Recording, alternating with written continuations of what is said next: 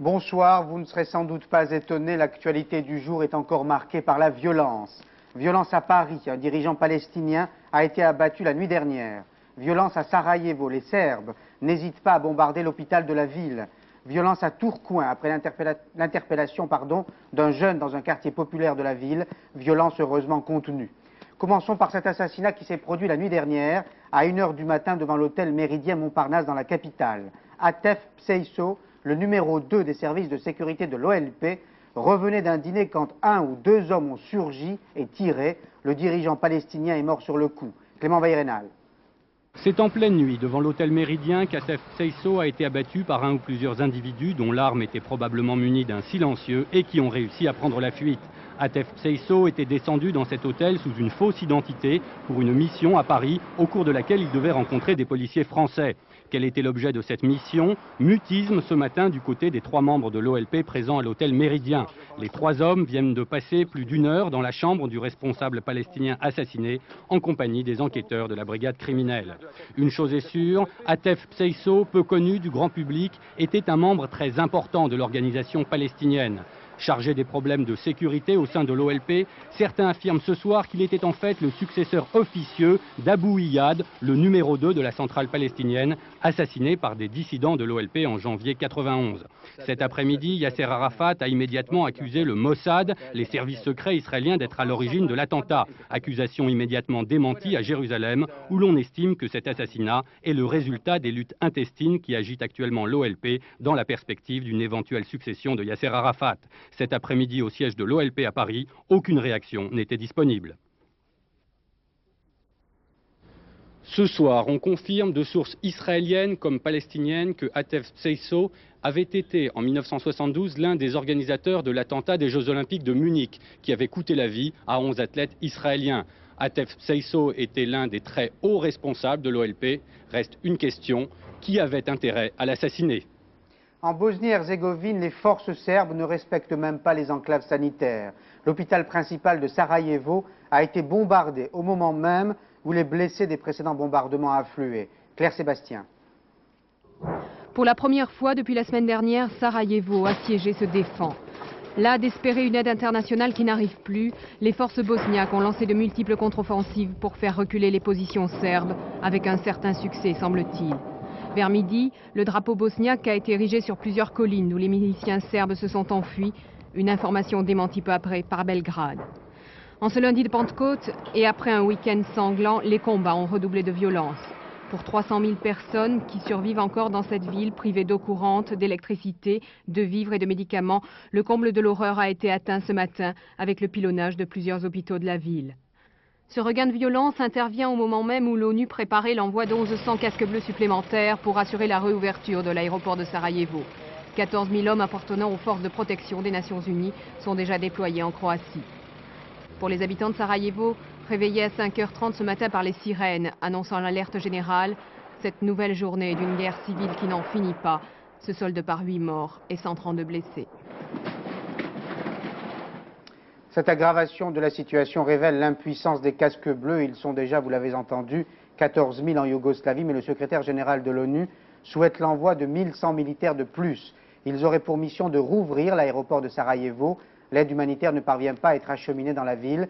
Bernard Kouchner en a fait la triste expérience. Il a dû rebrousser chemin. Le ministre de la Santé et de l'Action humanitaire est rentré aujourd'hui en France. Pascal Misrahi lui a demandé s'il fallait, dans ces conditions, poursuivre l'aide humanitaire. Écoutons-le. Bien entendu, il faut continuer, il faut même la renforcer, ils en ont terriblement besoin. Et d'ailleurs, des convois de Caritas arrivaient vers Visoko également, enfin je l'espère, sur cette route impossible, il faut 18 heures pour y aller. Mais il faut absolument, ils ont besoin de tout, non seulement de médicaments, mais même de nourriture. Il va bientôt ne plus rien avoir à Sarajevo. Il faut l'intensifier et il faut surtout la protéger militairement par des casques bleus. Et puis il faut que cesse cette guerre. Est-ce que vous pensez que les sanctions prises par les Nations Unies n'arrivent pas un peu trop tard? Écoutez, qu'elles soient prises, c'est déjà bien. Les sanctions sont toujours trop tardives. Et moi, vous savez, je suis un partisan de ce qu'on appelle le droit d'ingérence, c'est-à-dire un coup d'avance, si je peux me permettre. Nous savions que ça allait se passer de cette façon en Bosnie. Et malheureusement, la diplomatie internationale est ainsi. Elle n'a pas le réflexe assez rapide. Et nous savons que ça va se passer au Kosovo. Et qu'est-ce qu'on fait au Kosovo? Il faut toujours prévoir. On nous appelle, alors je sais qu'on nous appelle partout, je sais qu'il y a aussi le tiers-monde qui crie, mais il faut quand même le faire. C'est notre tâche, en tout cas, c'est ce que l'Action humanitaire pense. Vous continuerez à aller en Yougoslavie? Bien entendu, c'est la 20e fois que j'y vais. 3 casques bleus français sont morts en Croatie. Un 4e soldat de la paix a été blessé. Il s'agit d'un accident. Le véhicule blindé dans lequel il se trouvait est tombé dans un ravin à 3 mètres en contrebas. Il y a en Europe de l'Est un pays qui suit de près ce qui se passe en Yougoslavie. Il s'appelle la Tchécoslovaquie, mais il pourrait s'appeler autrement si les Tchèques et les Slovaques qui cohabitent décidaient à leur tour de se séparer. C'est la menace qui plane sur cette fragile fédération et qui préoccupe Václav Havel après le succès des nationalistes en Slovaquie aux élections des 6 et 5 juin. Pascal Verdeau en revient. Václav Havel réussira-t-il à préserver l'unité de la fédération? Durant toute la campagne, sous les applaudissements des citoyens slovaques, il n'a cessé de répéter que la partition serait un malheur pour le pays. Mot d'ordre du président aujourd'hui, travail et réalisme. Václav Klaus, nouveau chef du gouvernement, le vainqueur dans le pays tchèque, incarne cette philosophie. Travail, il est l'homme de la réforme économique contestée par la Slovaquie où le taux de chômage est plus élevé. Et réalisme, il se prononce pour une fédération plus rationnelle, entendez un rééquilibrage entre Prague et Bratislava, tout en ajoutant, si ce n'est pas possible, il faudra se séparer de manière civilisée. Civilisée malgré les surenchères verbales de certains nationalistes, c'est-à-dire pacifiquement. Vladimir Mečiar, le nationaliste vainqueur en Slovaquie, devrait rencontrer son homologue tchèque dans quelques heures. Mečiar, soutenu par les anciens communistes, veut un président et une constitution slovaque, puis un référendum sur l'indépendance. Il y a un an déjà, Havel avait proposé un tel référendum, rejeté par les mêmes nationalistes. Explication, les sondages montraient alors que 15% des Slovaques seulement voulaient une véritable partition. Aujourd'hui, le vote slovaque signifie plus rejet de la tutelle de Prague que séparation. Le sommet de la Terre sur l'environnement est passé des bonnes intentions à la mise en musique. Et là, fausse note. Les États-Unis refusent de signer la Convention sur la protection des espèces animales et végétales pour une raison qui n'a rien à voir avec la défense des animaux. George Bush veut d'abord protéger les hommes, c'est-à-dire les emplois. Cette convention, dit-il, coûterait trop cher à l'industrie américaine. Dominique Dumas. George Bush fait cavalier seul, il l'a confirmé au Premier ministre britannique John Major venu lui rendre visite. Il n'y aura pas de gros efforts supplémentaires pour l'écologie, des paroles qui déclenchent à Rio de vives protestations. Malgré des efforts, les États-Unis ne veulent pas consacrer les 0,7% de leur produit intérieur brut à l'environnement, comme le demandent les Nations Unies. Une position isolée, très contestée, qui tranche avec les Européens. Ces derniers donnent 0,5% de leur PIB à l'aide au développement. La France s'engage avant l'an 2000 à atteindre les 0,7%, l'Allemagne aussi, et sans délai. Le président Bush a déclaré enfin ne pas vouloir signer le traité sur la protection des espèces animales et végétales tel qu'il est actuellement rédigé. Le commandant Cousteau, Captain Planet, comme on l'appelle là-bas, rappellera qu'il faut trouver des solutions, notamment à la surpopulation. Une des conséquences les plus terribles, ces enfants abandonnés de Rio, souvent maltraités, parfois tués. L'écologie, c'est aussi retrouver leur dignité. Circonstance aggravante, les participants au sommet de Rio, qui ont déjà du mal à s'entendre sur notre avenir, ne parviennent même pas à panser les plaies ouvertes par des catastrophes récentes. La plus importante s'était produite en 1984, à Bhopal, en Inde. Un gaz nocif s'était échappé de l'usine chimique Union Carbide. Les règles de sécurité les plus élémentaires n'étaient pas respectées. 8 ans plus tard, les habitants de Bhopal continuent d'en subir les séquelles mortelles. Reportage d'Anne Gouraud et Robin Teboul. 8 ans après la plus meurtrière des catastrophes industrielles, l'usine d'Union Carbide se profile toujours à l'horizon de Bhopal. À quelques mètres des bâtiments désaffectés, la vie a repris ses droits dans le bidonville. C'est là que le nuage de gaz toxique s'est tout de suite abattu. La plupart des 4000 victimes officiellement recensées habitaient dans ce quartier surpeuplé. Des milliers de survivants qui ont pu fuir à temps sont revenus. Ils tentent d'y mener une vie normale, malgré leurs yeux ou leurs poumons irrémédiablement brûlés. Je me suis enfuie avec mes 4 enfants. Je suis allée tout de suite à l'hôpital. 2 de mes filles y sont mortes au bout d'une semaine. Soumil avait 11 ans en 1984. Ses parents, ses 2 sœurs et son frère de 6 mois ont été parmi les premières victimes du gaz. Pour chaque mort, Soumil a touché une indemnité de 2000 francs en attendant le verdict du procès d'Union Carbide. Une fortune relative qui le laisse indifférent, le médecin lui a appris qu'il n'atteindrait peut-être pas son 30e anniversaire. Depuis, il a renoncé à ses médicaments. Les gens qui travaillaient à l'usine n'étaient pas compétents. Il n'y avait aucun dispositif de sécurité. C'est un terrible drame pour Bhopal. Les gens qui sont responsables devraient être condamnés à mort.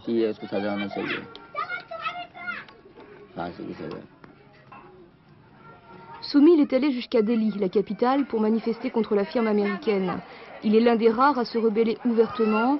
Trop vite épuisés, souvent malades, les habitants du bidonville se sont résignés. Ils ont renoncé aux travaux de force pour se rabattre sur de petits métiers. Comme cet homme de 40 ans, soigné pour insuffisance respiratoire, certains vivent uniquement grâce aux 40 francs mensuels alloués par le gouvernement.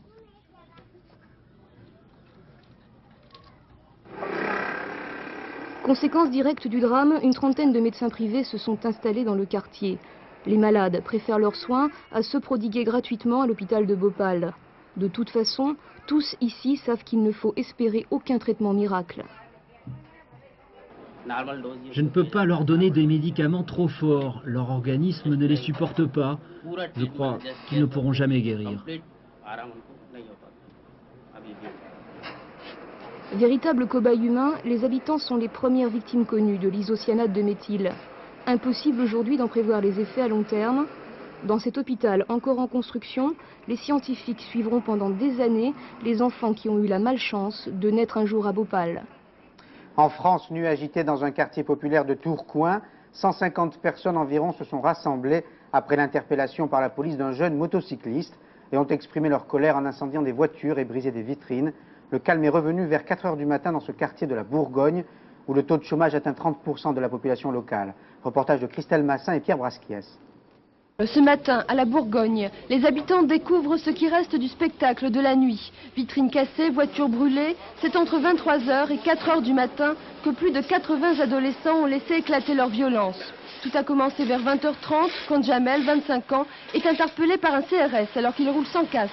Jamel refuse de s'arrêter. Première version des faits, celle des jeunes. Le CRS l'aurait fait tomber volontairement. Il n'y a pas de casse sur la tête.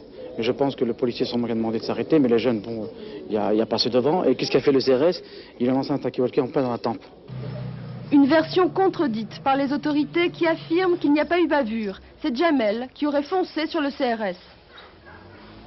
Une enquête est en cours, mais je tiens à vous dire de la façon la plus claire que les renseignements que j'ai actuellement m'assurent qu'il n'y a pas de responsabilité de la part des forces de l'ordre dans ce domaine.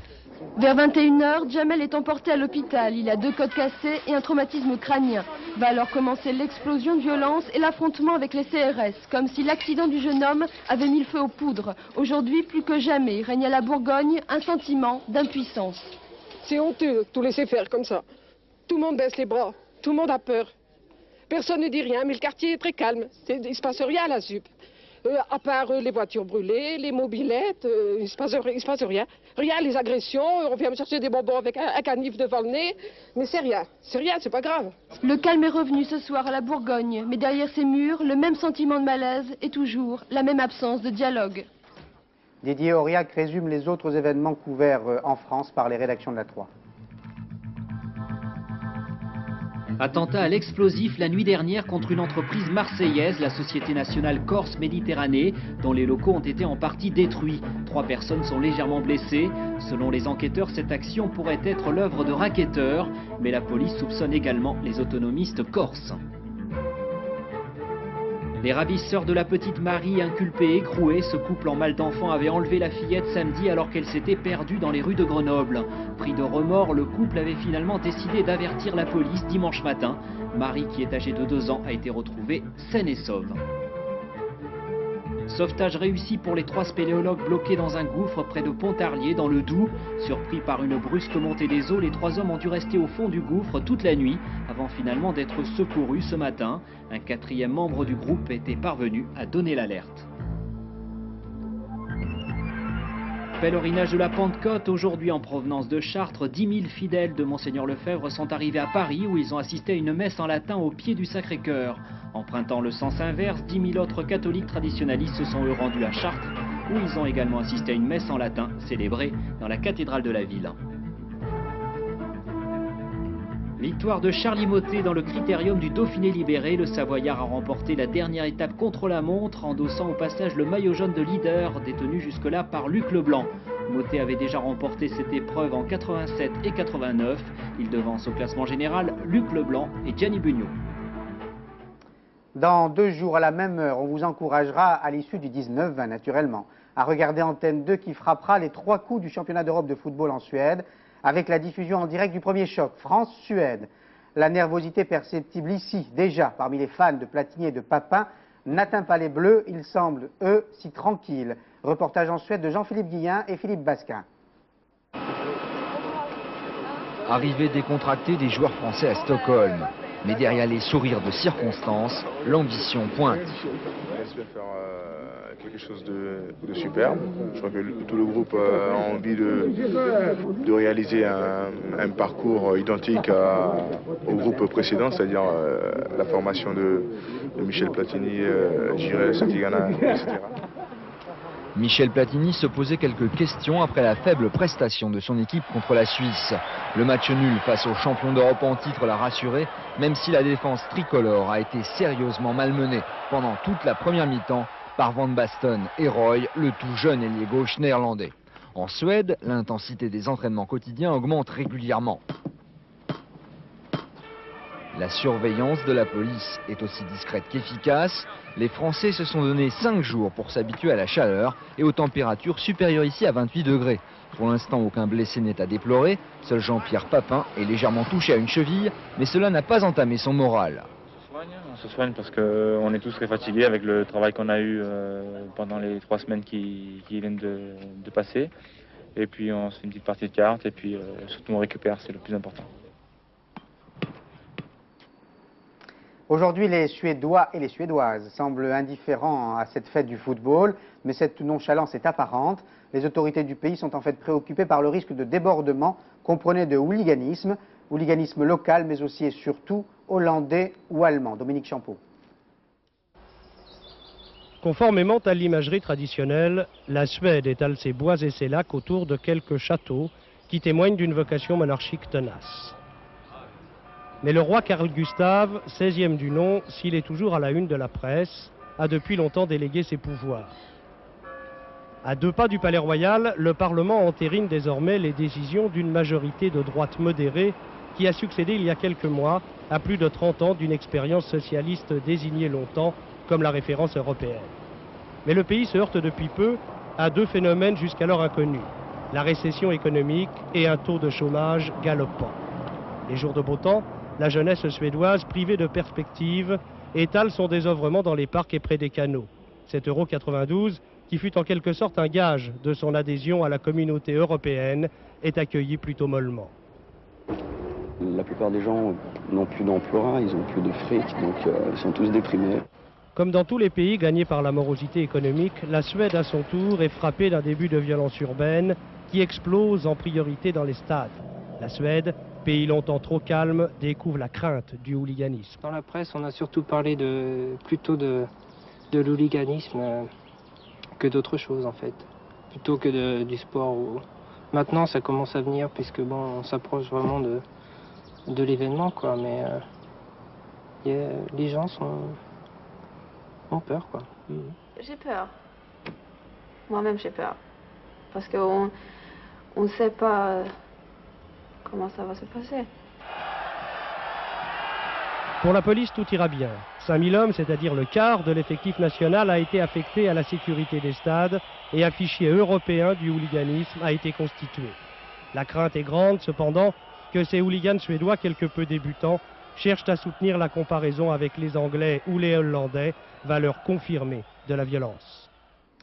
Les concurrents de la Transat anglaise, partis hier de Plymouth, voguent allègrement vers les États-Unis.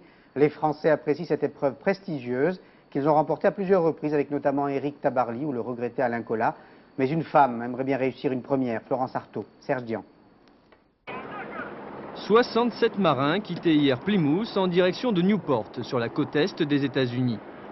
Loïc Perron et son Fujicolor 2 franchissaient la ligne de départ en tête. Ils devançaient le fleuret-michon de Philippe Poupon, vainqueur en 88 de la dernière Transat anglaise et détenteur du record de la course en 10 jours et 9 heures. Par un vent assez faible, le Suisse Laurent Bourgnon prend rapidement la tête de cette 9e transatlantique en solitaire. Durant la première nuit passée en mer, les marins ont très peu dormi. Ils ont dû guetter les ferries et bateaux de pêche, très nombreux dans la région. Derrière Bourgnon, on trouve Vatine, juste devant Perron et Joyon. Une surprise ce matin, le trimaran de Florence Artaud n'avait pas été localisé sur le satellite. Suspense de quelques heures, puisqu'en début d'après-midi, Pierre Ier, vainqueur de la Route du Rhum en 90, apparaissait en 5e position. Du côté des monocoques, on retrouve en tête une valeur montante, Yves Parlier sur Cacolac d'Aquitaine, qui participe pour la première fois à cette transat anglaise. Les concurrents se préparent à rencontrer la nuit prochaine une mer agitée et des vents de 25 nœuds. Et l'on passe de ce sport consensuel à un autre sport plus controversé, la tauromachie, qui choque souvent mais qui a, dit-on, de nombreux adeptes. Alain Dorgans qui a rencontré avec Bernard Chauvet le matador espagnol El Chamaco, dit le gamin à la feria de Nîmes, en est encore tout retourné.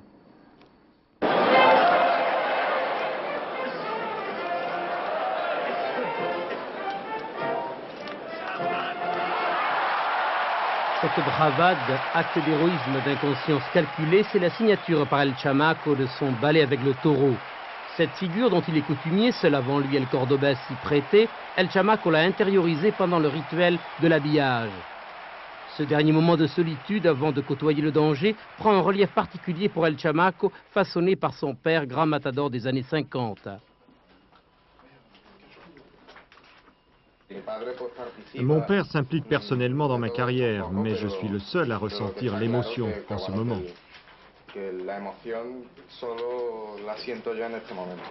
El Chamaco voit s'ouvrir les portes du succès dans le théâtre antique de Nîmes. L'aficienne nîmoise lui a toujours voué une fascination indescriptible. Le jeune torero andalou, très adulé, s'en est souvenu. Il a choisi les arènes romaines de Nîmes pour se faire introniser matador de taureau. Le maître de ce cérémonial d'adoubement, Paco Ojeda, matador vedette des années 80.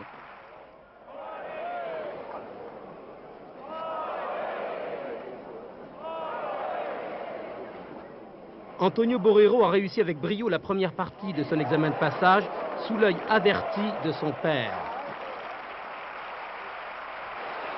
À son deuxième taureau, El Chamaco, l'intrépide, multiplie ses passes spectaculaires tel un funambule. Il signera son entrée dans l'arène des grands par un triomphe 2 oreilles, complété par le privilège suprême, la sortie à hombro par la grande porte. La vie de torero, je crois que je l'ai inaugurée avec panache et que je suis prédisposé à m'élever encore plus haut. C'est mon travail à la moulette qui m'a le plus enthousiasmé. À 19 ans, El Chamaco, désormais certifié matador de taureau, a signé un bail avec la gloire. Allez, un cadeau pour ceux qui seraient choqués, un inédit de Charlot. Il s'agit d'un film de 40 minutes qui avait été refusé par les producteurs à l'époque en 1915. Le thème ne leur plaisait pas, il était question déjà de sans-abri. Thierry Stamfler.